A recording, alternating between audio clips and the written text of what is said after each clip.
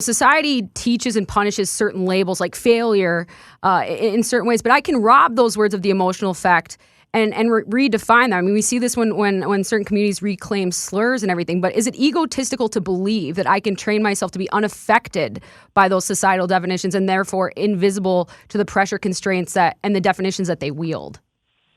Absolutely not. It is not egotistical at all. It's you taking your power back. Right. Right? But that's, you have the ability to take the power back, but I would say this, that in taking the power back, what I've chosen to do is eliminate a word that you convinced me was supposed to be in my vocabulary. So, that would be me taking the power back. I'm not going to tell you that my world is supposed to be a two-dimensional world based on success and failure. I don't subscribe to that, right? So I'm eliminating that word from my vocabulary, even if I felt like I could overcome that word. I just don't see any value in it existing in my life anymore because I don't believe it's a true definition of what happens when I don't necessarily experience the, exact desired endpoint. Failing is a verb. It's not your, but that doesn't make you said it was a noun. I said it was a verb. No, but now I'm stuck in between that thought now that you've elicited for me, Chris, about perpetuating that. And even though you've rebranded it, that's still a perpetuation of that. But then if we just completely divert away from that energy, then is it avoidance, right? There's always little things, and maybe that's just I typically go with more black and white thinking, and so I'm just trying to challenge that and get into the nuance of this because that's what you do to my brain, and I appreciate you. Yep. Exactly.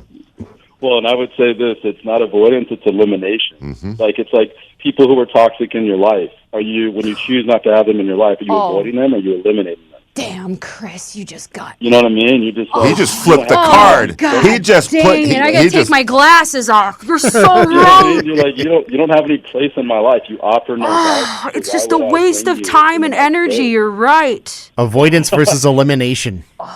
Thank you for the reframe. Mind blown. I'm eliminating you because you have no value. You offer me no value. It's like someone who's barking at me. If you're barking at me, I can choose to just turn off the volume. It means nothing to me. And the more you bark, the less I respect what you have to say until I reach a point where what you say means absolutely nothing. You've lost all your credibility. So at that point, I'm just eliminating you, right? I choose to live a certain way. I want to have a certain level of spiritual balance and peace and happiness. If you're someone who's disrupting that, then I have all the power to say you have no place in my life, right? You're gone. I'm not avoiding you. I'm going to eliminate you because you offer nothing. And the power of choice is the greatest power we have. Love it. Make a choice. So if you don't make that choice, you're going to suffer, right? And why would you want to suffer? That's not what life is about. That's not what we're here. We need you to be a contributor. We don't need you suffering. We need you to figure out how to fall in love with yourself so you can contribute to this world and nurture the soul upon which we live. Why would you not want to be that person? Let's ride. Let's go. Oh, I love it. What? I love it. Giving us choices that we know that we had, but we didn't really know we had them until you brought that up. Chris, thank you so much for your time. We absolutely love it. We can't wait to talk next week.